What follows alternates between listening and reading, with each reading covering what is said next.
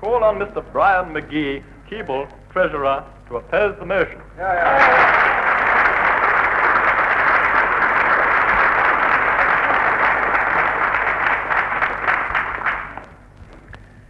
It's a tremendous pleasure, Mr. President, to see our two guests sitting here tonight. Lady Violet Bonham Carter, the great daughter of the old statesman, and Mr. Kingsley Martin, the little father of the new statesman.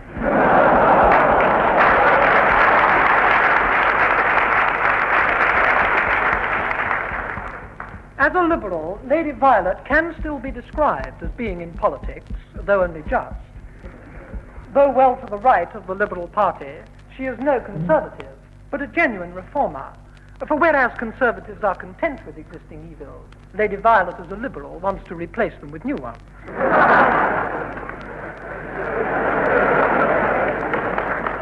The Liberal Party is split, of course. It has its right and its left. And indeed, we depend upon this for the smooth working of our six-party system.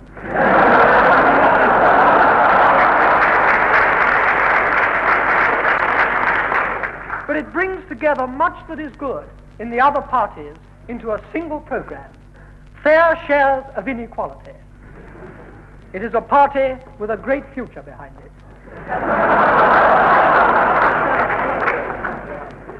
If Lady Violet is unique among politicians, Mr. Kingsley Martin is a rare bird among journalists. The New Statesman and Nation, known affectionately in Oxford as the naggers and staggers,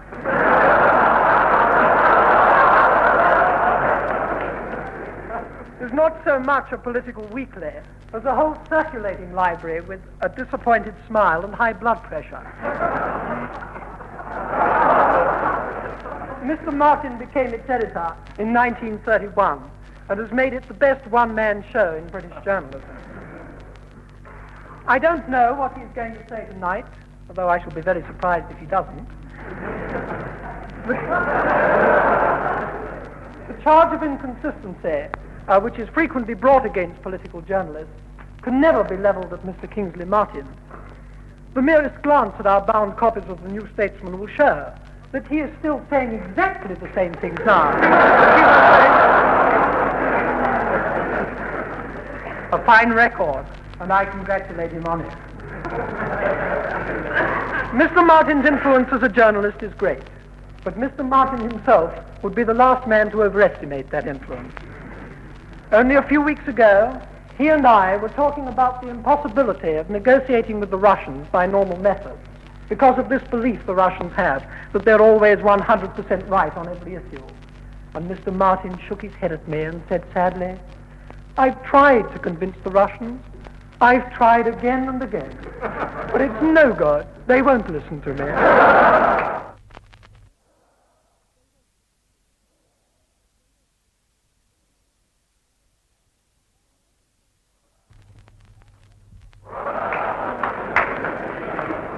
But I have every confidence that his success will be greater with the Oxford than the Soviet Union.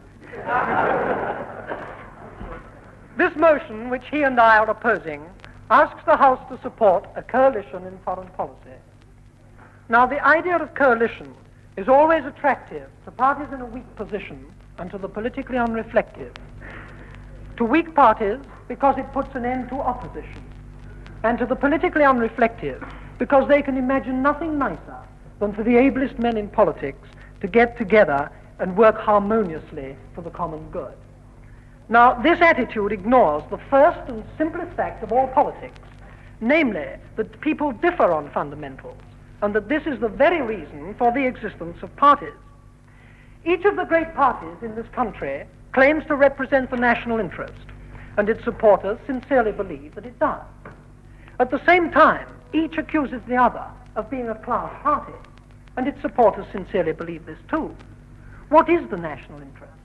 This is the very thing we differ about.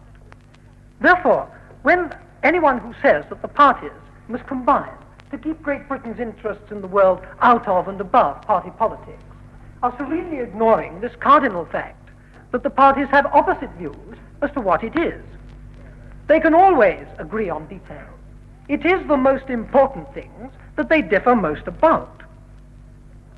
Everyone would see through the coalition fallacy if it were applied to home affairs. For example, everyone would see the absurdity of expecting the Conservative and Labour parties to combine on and pursue a common nationalization policy. But the absurdity is just as real in foreign affairs. How do you get a party which believes that it might well prove disastrous to rearm Germany in the immediate future, and a party which believes that it might well prove disastrous not to rearm Germany in the immediate future, to combine in the pursuit of a common German policy? And I challenge the supporters of this motion to tell us, where is the division between foreign and domestic affairs? The chief cause of the rise in the cost of living that has taken place in this country during the last 2 years is not anything that has occurred in these islands, but on the other side of the world, the Korean War. The resurgence of Japan into the world's textile market aggravates and increases unemployment in Lancashire. I put it to the House that Mr. Eisenhower's decisions in Korea when he goes there have more importance for the men and women of this country than all the nationalization and denationalization projects under the sun. In the modern world, domestic issues like unemployment and the cost of living are at the mercy of foreign events.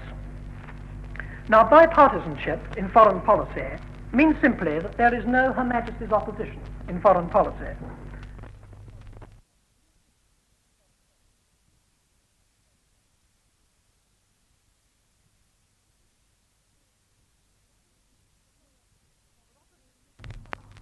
But opposition is the lifeblood of democracy.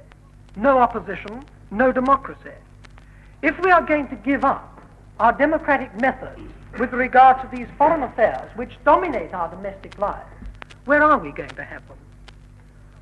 The governments of Soviet Russia and the communist countries make a great song and dance about self-criticism. They're always exhorting their rank and file to be critical. But they don't mean criticism of the party line, because that's laid up in heaven. They only mean criticism of the way in which the party line is being put into effect. And anyone who thinks that he can criticize the party line itself soon gets into hot water. Now, this is very clever, because it presupposes the acceptance of government policy. Communist governments are very anxious, for obvious reasons, to keep their peoples concerned with details of administration. And anyone who thinks he can criticize the policy which is being administered is in for a nasty surprise. Now, this pernicious sham, this bogus democracy, is one of our deepest criticisms of communist regimes. Yet it is this very arrangement which the proposers of this motion want to introduce into our own foreign policy. They want to remove our foreign policy from fundamental criticism. They want us all to accept the same policy and to confine ourselves to differences of opinion as to how it is to be applied. This is inimical to the whole democratic principle. It isn't democracy, it's docility. Now, what in the situation which actually confronts us are the fundamentals upon which the parties have come to disagree profoundly? There are, I think, two of overriding importance. They disagree in their attitude towards the most important event of our time, the revolution in the backward areas, which is convulsing the two largest continents in the world. They also disagree in their attitude towards the Anglo-American alliance, which is the most important single conditioning factor of British foreign policy. The forces of nationalism are sweeping Asia and Africa now, as they swept Europe in the last century, and they are demanding the same things: freedom from foreign domination and a rapid rise in the economic standards of life. This cause is finding the support of all sorts and conditions of men, from the peasant in the paddy field to the intellectual who crosses half the world to come to this university. Yeah.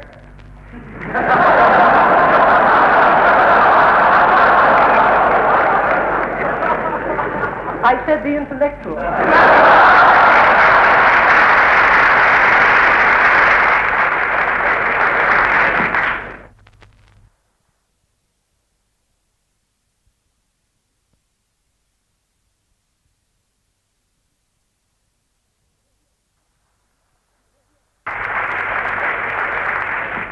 Though the ex-president from New College may well come from a backward area.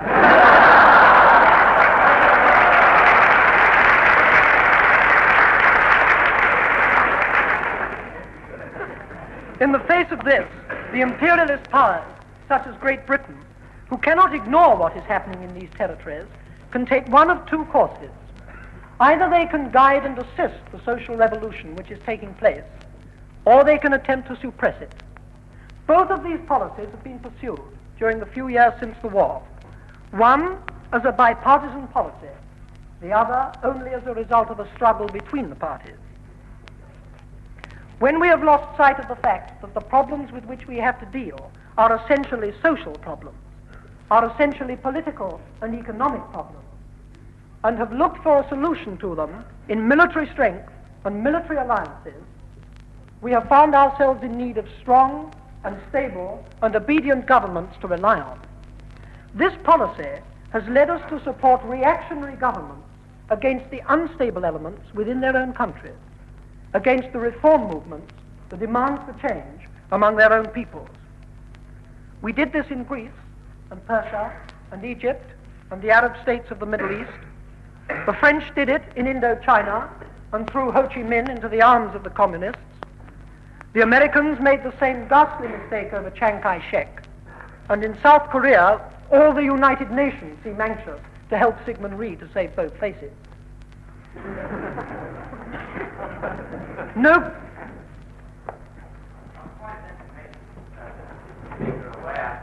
Last year, the American Congress very drastically reduced its aid to President Carino of the Philippines.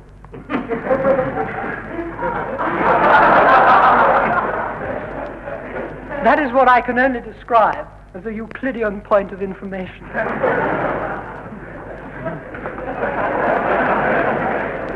And like the politician to whom it refers, it has position but no magnitude.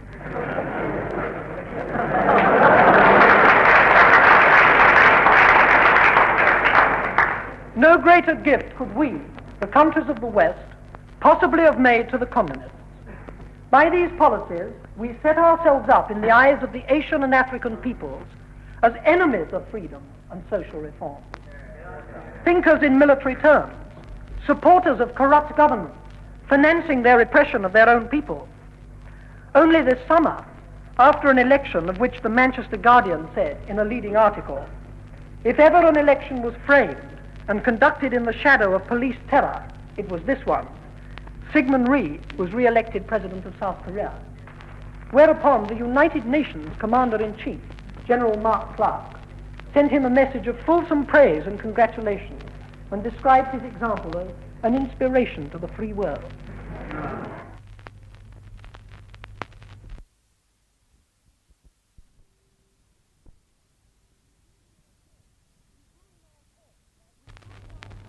We ruin our cause by these policies, and we allow the communists to appear in opposition to us as the champions of the oppressed.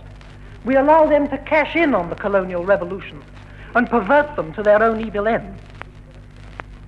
But these were bipartisan policies.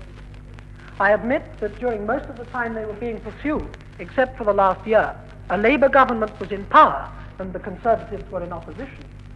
But they didn't oppose these policies. They opposed some equally important aspects of the Labour government's foreign policy, but not these ones. These were supported by all parties. They were pursued, for the most part, uncriticized, and see what a whirlwind we are reaping from them. But what of the occasions on which the alternative policy has been pursued? The policy of sympathy and assistance to the colonial people. This has been a partisan policy, but look at its results. See what it has achieved. In 1947, the socialist government gave independence to India, Pakistan, Burma, and Ceylon. This, the granting of democratic self-government to a fifth of the human race, was one of the greatest and noblest things in this country's history.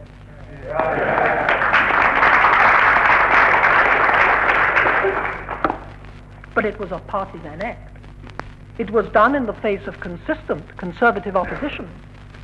If Mr. Churchill had been in power then, and as bad as his word, we should have embarked upon a course more bloody, terrible, and useless in India than the French have in Indochina, and on an altogether vaster scale. But instead of war, we have peace. An India with a non-communist, democratic government, friendly to the West. An India which has chosen of her own free will to remain within the British Commonwealth. As a result of this action, we are the only white country left to have genuine friends all over Asia. This was the most notable breach of bipartisanship in British foreign policy that there has ever been, and who now regrets it? Which of the conservatives, who said such bitter, silly things at the time, from Winston Churchill downwards, about the socialists liquidating the British Empire, would dare today to get up and say that it was wrong to give independence to India? Does the librarian regret it? Does he, a socialist, regret it? Does he, an Indian, regret it? No. Then he will have to explain why he is supporting this motion.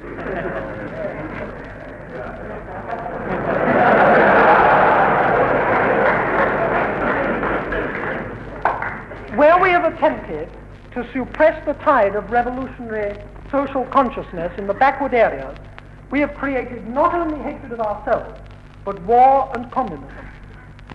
On the other hand, where we have given every assistance, every guidance and help we can to these movements, even to giving up our own power, we have friendly government, not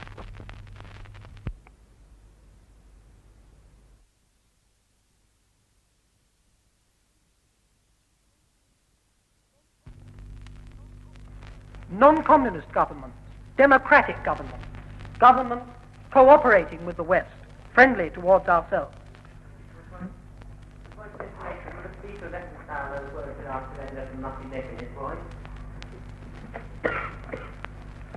I know what the honourable gentleman means, but he is confusing cause and effect.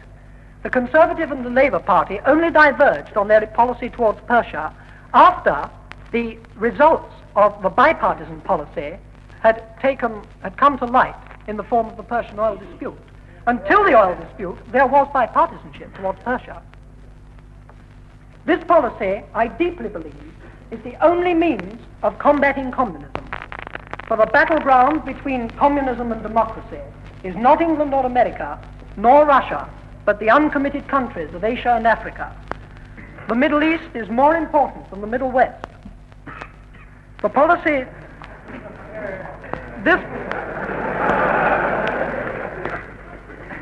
This policy has been tried in many countries since the war and has always succeeded. Yet the Conservatives have consistently opposed it. The policy they always support is the alternative, the strong policy, to use their own favorite expression. This has also been tried and has usually produced the very evil it is supposed to overcome. If the only way, the proven way of defeating communism cannot be taken with their support, then it must be taken without it. Never again do I want to see the Socialist Party supporting a conservative foreign policy. And I put it to my conservative friends. Do they want to see the Conservative Party support a socialist foreign policy? If we are going to accept one policy government, we may as well accept one party government, totalitarianism. Democracy is government by disagreement. The freedom to disagree is our most treasured possession. Parliament is the place where people go to disagree and to thrash out their disagreements. Let us use it well. Let us use it for these issues, which affect not only our daily lives, but the future of mankind. This is the democratic way, whose preservation is our pride and our problem. I have every confidence that honourable members of all political parties will agree that where we have bipartisanship in our foreign policy, we regret it, and where we haven't got it, we don't want it.